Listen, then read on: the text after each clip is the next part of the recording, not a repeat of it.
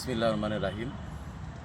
আমার নেতা বিএনপির ভারপ্রাপ্ত চেয়ারম্যান জনাব তারেক রহমান বলেছেন, অবিলম্বে দরকার গণতান্ত্রিক সরকার, অবিলম্বে দরকার নির্বাচিত সরকার।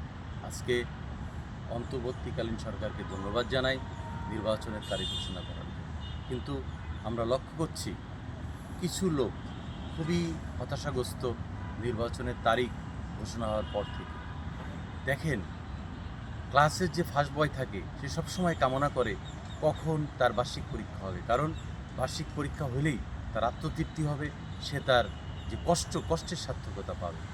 আবার দেখেন, একজন মুমিন মুসলমান সে যখন মারা যায় তখন তার রুহু দ্রুত কবরে যেতে চায়, কারণ সে দীর্ঘ তার জীবনে যে ভালো কাজ করেছে এটার রেজাল্ট মহান রাব্বুল আলামিন কবরে যাওয়ার পরে তাকে দিবে। আজকে বাংলাদেশের বর্তমানে যে অবস্থান, এটা থেকে উত্তরণের জন্য একমাত্র পথ হলো নির্বাচন, এবং নির্বাচনের কোনো বিকল্প নাই। দ্রুত সময়ের মধ্যে নির্বাচন।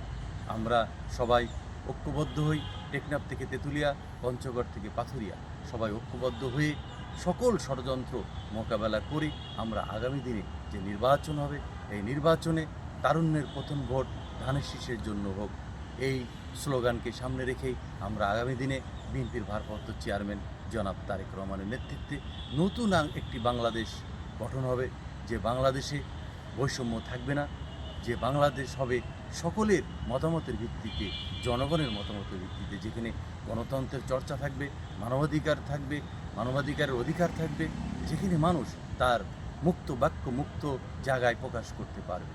আসুন আমরা সবাই ঐক্যবদ্ধ হই এবং আজকে শহীদ প্রেসিডেন্ট জিয়াউর রহমানের আদরের ছোট পুত্র, দেশনেত্রী বেগম খালেদা জিয়ার ছোট ছেলে এবং আমাদের ভারপ্রাপ্ত চেয়ারম্যান জনাব তারেক রহমানের ছোট ভাইয়ের জন্মদিন। উনি 45 বছর বয়সেই পৃথিবী থেকে চলে গেছে। এই ফ্যাসিবাদী সরকারের নির্যাতনে থেকে তিনি বাংলাদেশ থেকে থাকতে পারেনি। তিনি বাংলাদেশ থেকে শুধু মালয়েশিয়াতে গিয়েছিল, সেখানেই তিনি মৃত্যুবরণ করেছেন।